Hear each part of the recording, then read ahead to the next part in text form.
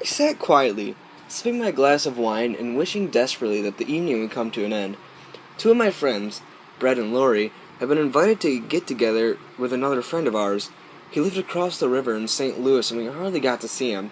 So when he invited us to a wine tasting he was hosting, he jumped at the chance. Brett being kind enough to give us a lift, the guests were mostly old friends of the host, and most of them shared the old war stories. Stories of drunken youth filled with manner of crazy stunts and funny events.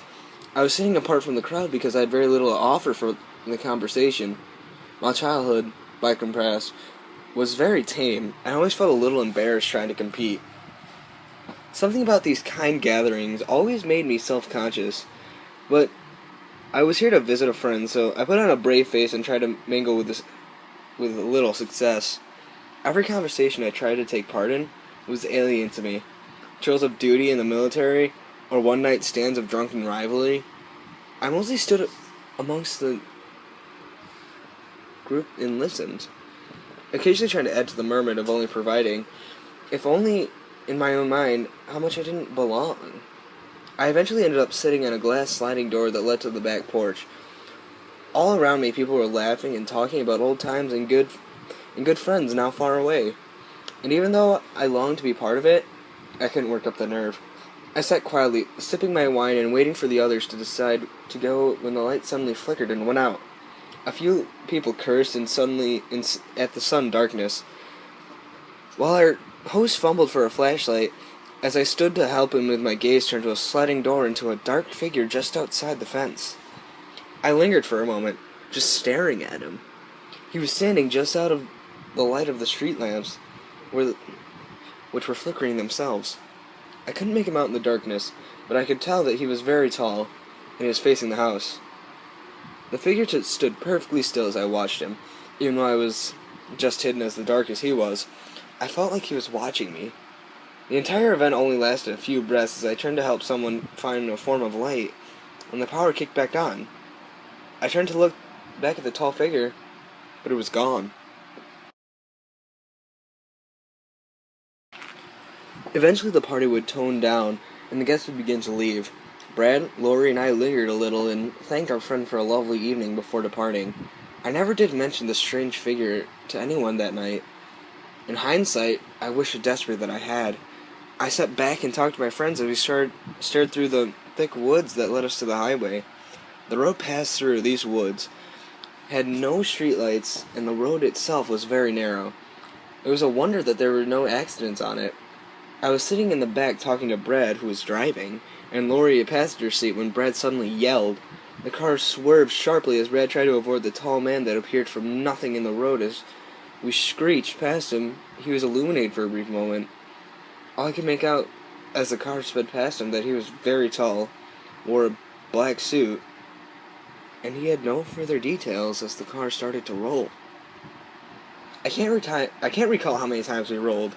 I had slammed my head against the roof after our first roll, and things became very fuzzy. After that, I do wishing that I buckled my seatbelt, and the sudden landing the car made a sickening sound as it hit. The screaming sound of metal on pavement as a thud as the occupants landed inside. Thrown out during the violent accident, sight returned to me slowly as I found I was half out the window and half in the overturned car. But I could hear a quiet, slight sobbing somewhere in the dark. I looked around and saw the car, mostly whole but with chunks torn free, almost like it had been gnawed by some terrible creature. I saw Brad lying on his back toward the front. His head was bleeding heavily, and his right arm was bent at an almost impossible angle. I couldn't tell if he was breathing or not. The dark woods hid deeming glow of headlights. I tried to pull myself to check on my friends, but the moment I tried to move, I saw pain. Not felt it, I mind you. I saw it flash before my eyes as a spectrum of pale colors as I tried to move, even though it was just only a moment of hurt. I lay in the road by the car for God knows how long. I was still half in the window trying to muster the strength to crawl out when I saw Brad move. At first I was relieved. He had to be still alive if he was moving. But the way he moved wasn't right. He moved in short jerks. His body slowed, turning until his feet were just a beam of the headlights were pointing at dark, inky beyond. I lifted myself up the best I could to try to make sense of what was happening. Brad's limp from jerk once, then twice, then the bullet rocketed off into the darkness. The movement was so sudden, I questioned if I even saw it at all. I tried to move again, but I was rewarded with those flashes of pain. I only managed to get out of the window and into the street. That's when I heard crying grow louder and more urgent. At first the crying was a tired kind of sob, but not bawling of a child, like a person who had just been so much suffering for a short amount of time. Now it sounded frantic and panicked, but the brief scuffling of sight to the other side of the car, and then silence. I held my breath, waiting for what I didn't know after a short few seconds, and stretched forever. The night air was pierced by a shrill cry.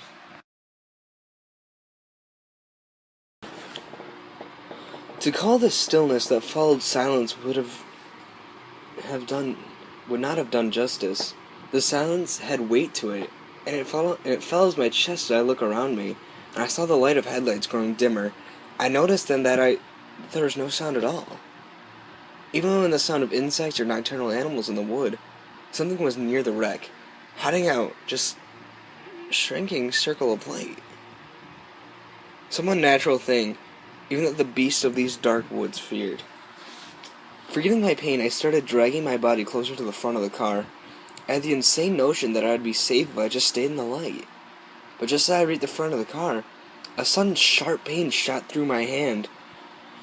It was so abrupt that my vision blurred into a solid color.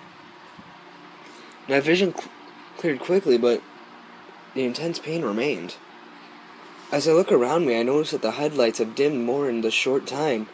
They were slowly going out. The dark void of the woods slowly moving on me.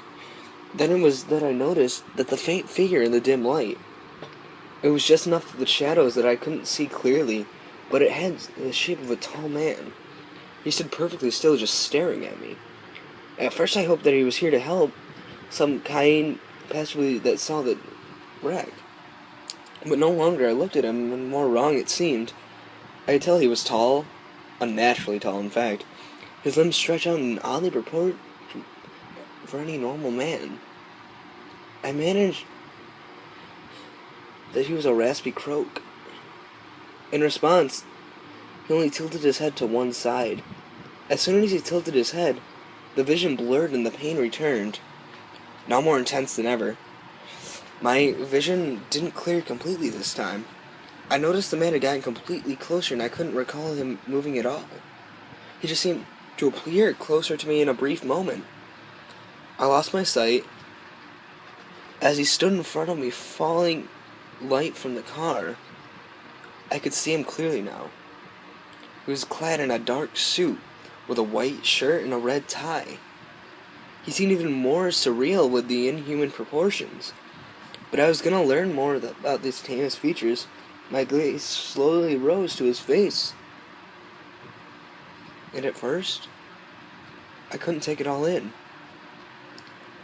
My mind reeled to the sight of its face, or lack of thereof. The face was just a blank mass of flesh with vague shape of a human head which was tilted slightly to one side, quizzically as he looked down on me. Having seen the whole of him, I tried to scream, but I couldn't even muster a croak. Just then, the pain grew even more intense, and once again my vision blurred. As before, the tall man appeared closer to me, but never moved. He was right over me at this point. My vision stayed fuzzy, around the edges, clearing at random now. As he stood over me, he began to twitch, slightly.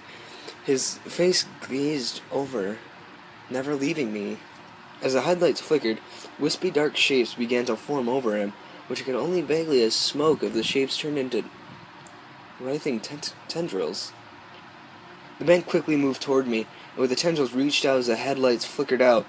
As the inky black envelope of me of another sharp cry filled the dark woods, I finally found the voice of my own scream.